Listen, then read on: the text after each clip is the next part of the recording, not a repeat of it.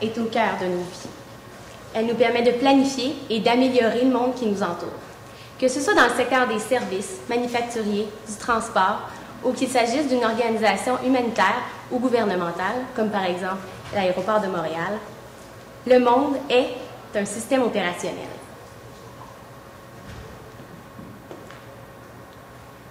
C'est pourquoi on se doit d'optimiser notre chaîne logistique et tous les transports que l'on doit faire, afin d'avoir un avantage concurrentiel, mais également de faire fonctionner toutes nos activités.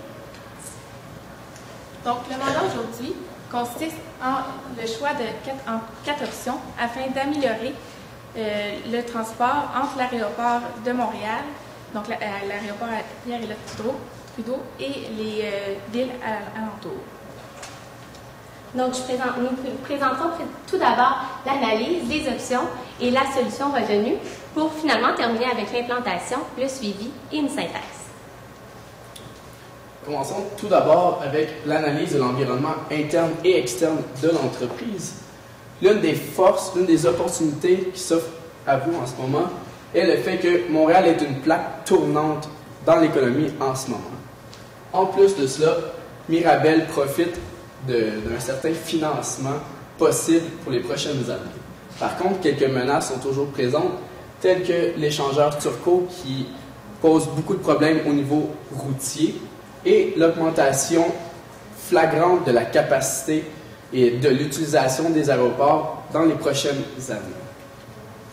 Si l'on pense plutôt à l'environnement externe de la situation actuelle, quelques forces sont présentes, telles que les parties prenantes qui font partie du projet en ce moment, qui sont très compétents. Ensuite, comme j'ai mentionné tantôt, Montréal est une plaque tournante, encore une fois. Quelques faiblesses, par contre, la complexité des projets qui s'offrent à nous est très grande et Montréal possède un certain réseau qui est saturé en ce moment. Et voilà.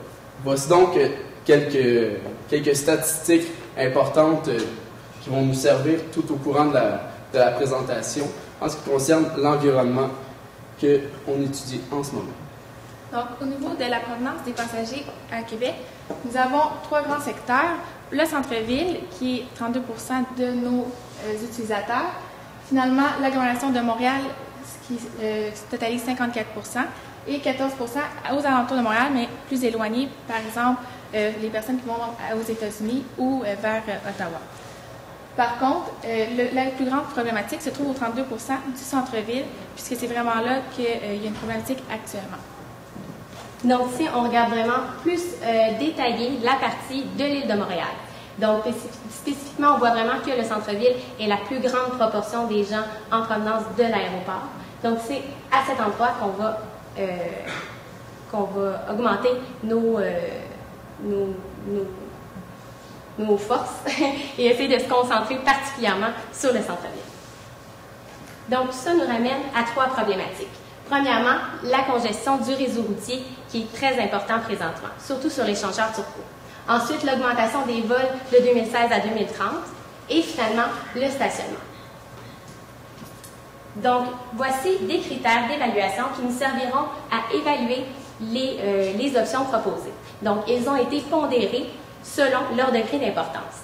Donc, premièrement, la rapidité et congestion, dans le fond, c'est d'avoir le changement le plus rapide pour justement diminuer la congestion. Ensuite, la capacité qui sera grandissante, les impacts, les coûts et la facilité. Donc, ils sont en ordre d'importance, comme vous pouvez le voir. Donc, voici les 3 options qui ont été proposées. Donc, premièrement, la voie réservée au transport en commun. Deuxième option, l'aérotrain. Et finalement, la troisième, la navette non dédiée. Nous allons donc vous les présenter un à un. Tout d'abord, pour ce qui est la première option, c'est-à-dire avoir une voie qui est réservée pour les navettes.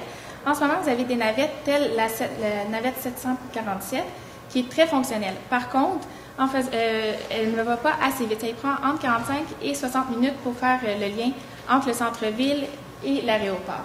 Donc, une des options qui était à avoir, c'était de faire une voie vraiment seulement pour ces navettes-là. Point positif, c'est sûr, ça diminuerait d'environ de moitié le temps de transport. Par contre, ça aurait pour impact négatif de créer une nouvelle congestion sur les routes et également ça diminuerait de 1/3 la possibilité, dans le fond, des taxis de faire des affaires. Donc, ça diminuerait l'argent que les taxis font actuellement.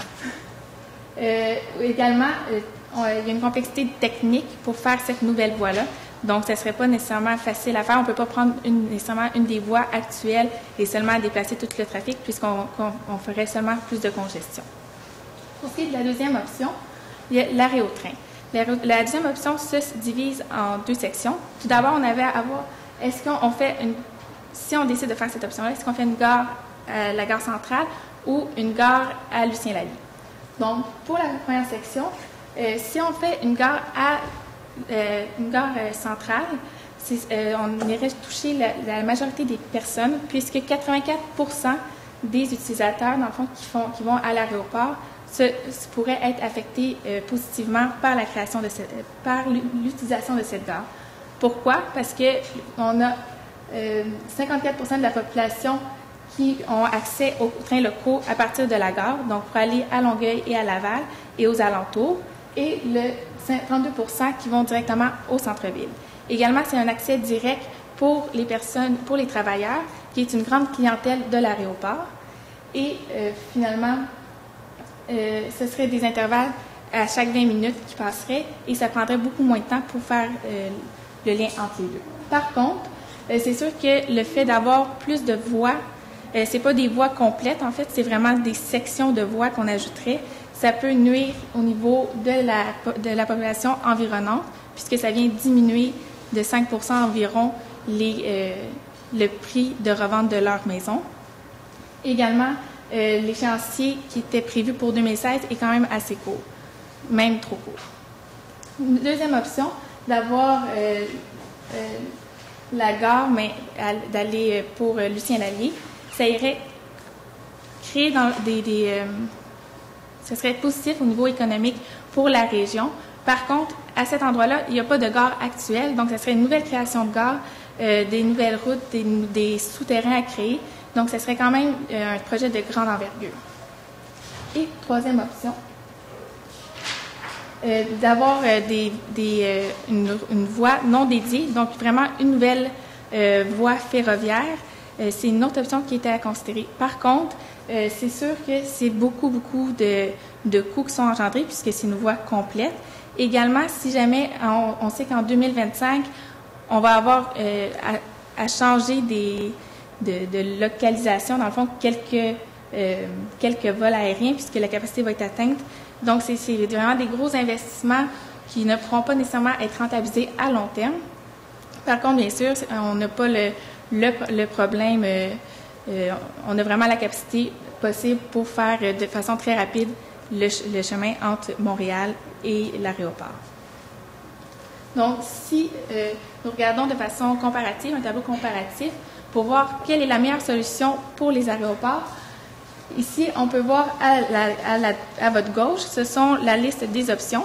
En haut, les critères avec leur pondération. À l'intérieur, c'est les évaluations qu'on a faites pour chacun, 5 étaient très avantageux comme option. Et finalement, à l'extrême droite se trouve le total, c'est-à-dire la multiplication entre l'évaluation et la pondération.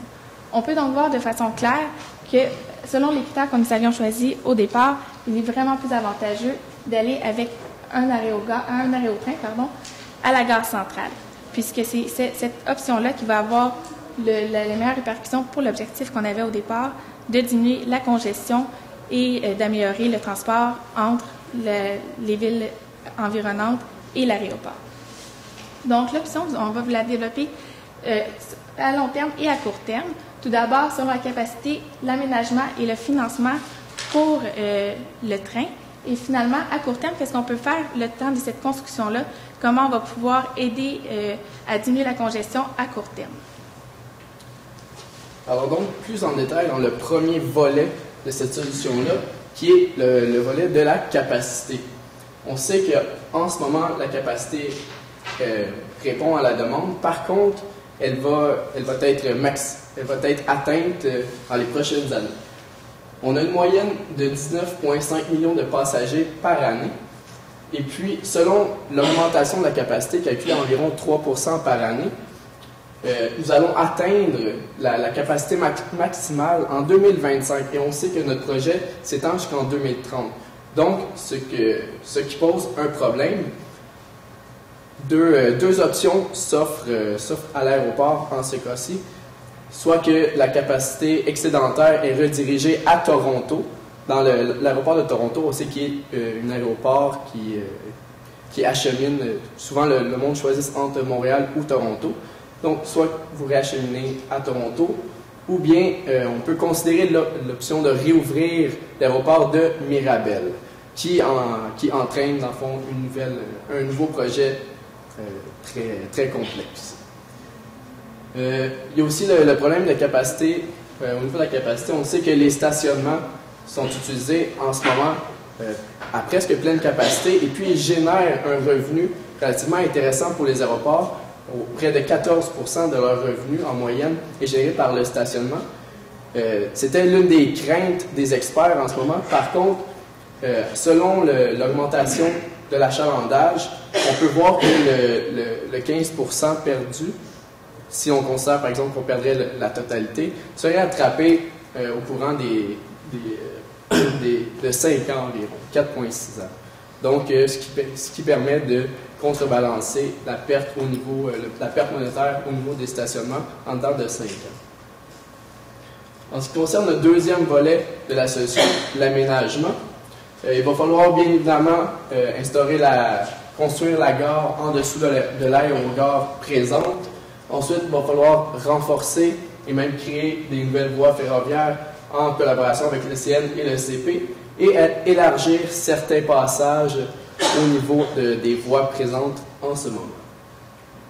En ce qui concerne le troisième volet, maintenant, le volet financement, on sait qu'on reçoit près de 600 millions déjà de financement. Ce que l'on vous propose, c'est d'instaurer le système FAA qu'on appelle les frais d'amélioration d'aéroport. Donc, ce qui va vous permettre d'avoir des subventions, si on regarde tout de suite au niveau de subventions, des FAA de 221 millions au courant des 19 années, ce qui va vous permettre de pouvoir optimiser et puis faire ce projet de façon efficiente. Au niveau des investissements nécessaires, par contre, on a un total, au niveau du projet ferroviaire, vous nous avez fait part que 35 millions par 1000 doit être investi pour construire ce projet-là. Donc, vous avez 12,5 000 à construire, ce qui donne un total de 437 millions à investir pour ceci. Au niveau de l'aménagement, nous avons calculé un total de 9,5 millions pour les 19 années. Nous proposons en plus, étant donné que les taxis vont perdre une certaine partie de leurs revenus durant cette période de temps-là, on vous propose une subvention qui va être comblée par les FAA. Dans vous allez enlever 8 $, vous allez rembourser 8 $ sur les frais de taxi, comme on va vous expliquer un petit peu plus en détail, un petit peu plus loin. Ce qui donne un total de 364,8 millions au niveau des 19 années à couvrir. Et évidemment, vous allez avoir besoin de guichets et d'un site Internet pour faire rouler ce site-là et compagnie. Donc, si on regarde au niveau du court terme, deux solutions qu'on vous offre, en fait, c'est vraiment pour aller pallier le fait que d'ici la construction des voies ferroviaires, on ne règle pas nécessairement le problème de court terme. Donc, on va les régler de deux façons. Tout d'abord, avec les navettes. Ce qu'on veut, c'est améliorer l'expérience actuelle. Parce que les navettes fonctionnent bien, par contre, c'est le temps qui est un peu long et le fait qu'on attendait à l'extérieur. Ce qu'on propose, c'est d'avoir des aires d'attente extérieures, mais également pour faciliter et améliorer la vitesse à laquelle on peut se rendre et faire affaire avec la navette. Ça serait l'achat en ligne des billets, parce qu'actuellement, il faut l'acheter avec l'argent juste, et c'est quand même assez long de quelqu'un qui cherche son change avec tous les bagages. Donc, ce serait de faire l'achat en ligne à l'avance ou l'achat dans l'avion de tickets qu'on paierait à l'avance ou par Interact, par exemple, sur le site Internet. Donc, tout ça ici pourrait améliorer l'expérience des clients à ce niveau-là. Deuxième proposition, ce serait au niveau des taxis. Actuellement, c'est des tarifs qui sont environ de 38 $. On irait financer à court terme un 8 $ pour les taxis. Donc, ce serait encore un achat en ligne ou à l'avance qu'on peut faire dans l'avion d'un ticket de 30 $ qui peut vous mener en taxi de l'aéroport à n'importe quel lieu dans les environs de Montréal. Donc, ce serait vraiment à court terme pour rendre ça plus attrayant afin de diminuer l'importance des gens qui viennent en auto, ce qui viendrait en même temps diminuer la congestion sur les routes. Donc la compensation monétaire, dans le fond, ce qu'on vient de vous expliquer au niveau des taxis, on va pouvoir y revenir en période de questions si il y en a. Bien sûr, si on veut réussir le changement, il faut tenir en compte les différentes parties prenantes. Tout d'abord, la population. La population est très touchée par la congestion, mais également par le fait d'avoir plus de trafic au niveau des trains. Donc, il faudrait les considérer. Ensuite, les entreprises implantées sur le site. Actuellement, il y a des entreprises qui sont sur le site, donc on veut faciliter leur possibilité d'avoir des employés qui viennent. Donc, en diminuant justement la congestion et en ne faisant pas la création d'une nouvelle voie routière, par exemple, on peut venir mieux les servir. Au niveau de la SCM, de l'AMT et CMM, bien sûr, c'est eux qui ont le plus d'impact direct sur la création des voies. Par exemple, la CMM, c'est eux qui décident pour la stratégie et le budget que l'AMT aura. Donc, c'est sûr qu'il faut en tenir compte. Également, les taxis, on veut minimiser vraiment l'impact négatif que ça aura. Donc, qu'ils puissent encore faire affaire avec comment ils faisaient affaire avant et ne pas diminuer leur clientèle. Et finalement, le gouvernement, bien sûr, est-ce qu'on peut aller chercher des subventions, mais également, si on veut faire un train, on ne peut pas passer comme on veut sur les terrains, puis c'est sûr qu'il va falloir aller avoir un contact avec le gouvernement. Après avoir identifié les parties prenantes, il est important de bien gérer le changement. Donc, voici les 5 aspects qui doivent être considérés. Donc, l'intégration des parties prenantes qui ont été listées un peu plus tôt, la bonne communication, ensuite l'alignement stratégique, que ce soit avec le plan de contingence qui sera fait, mais aussi avec les risques et les impacts qu'il pourrait y avoir. Ensuite, l'apprentissage, donc on parle ici de formation qui devront être données. Et ensuite, les mesures de préparation, donc les indicateurs de performance et la satisfaction principalement des parties prenantes. Donc, voici l'échéancier. Donc, vous pouvez voir ici qu'il s'étale, celui-ci est à long terme, donc il s'étale sur 25 ans. Donc, on voit les losanges représentent des jalons, donc c'est des endroits où on doit s'arrêter et constater l'avancement du projet. Donc, nous y reviendrons aussi en période de questions. On voit ici l'échéancier à court terme, donc de 2011 à 2016, qui cite dans le fond les actions qui seront prises à court terme et donc qui seront échelonnées sur un an. Donc, bien évidemment, cette solution comporte un investissement monétaire. On voit ici les investissements monétaires totaux par année qui totalisent un montant de 42 800 000 $. Ensuite, par contre, on voit ici qu'il y a certains bénéfices à en tirer, comme les subventions par exemple, qui vous donnent un total de 43 100 000 pour un ROI de 0,007, ce qui est relativement correct, étant donné qu'on veut arriver dans nos coûts. Par contre, après l'ouverture, on voit ici que les investissements nécessaires diminuent énormément, ce qui nous permet d'avoir un ROI maintenant de 16,1, ce qui devient relativement très intéressant. Donc, après justement avoir donné nos solutions, c'est important d'avoir des indicateurs de performance pour mesurer les impacts qu'auront les actions posées. Donc, on a ici le nombre d'atterrissages et décollages à l'heure de pointe, mais aussi l'achalandage des chargeurs turbo et le temps moyen des véhicules. Donc, on a ici, avec notre solution, un ROI de 16,1 fois. Donc, avec la solution de l'aérotrain à long terme, mais aussi nos solutions à court terme, il va être possible de pallier à nos problématiques qui étaient, entre autres, la congestion routière, mais aussi la demande de passagers à l'aéroport de Montréal. Donc, les impacts majeurs qu'auront nos solutions sont, premièrement, l'augmentation de la capacité du transport, ensuite, la diminution de la congestion routière, l'imitation des impacts des parties prenantes, mais aussi la diminution de l'utilisation des véhicules. Le monde est un système opérationnel. Donc, c'est important de bien gérer ces opérations pour être capable d'arriver à une efficience maximale et ainsi bien réussir le changement.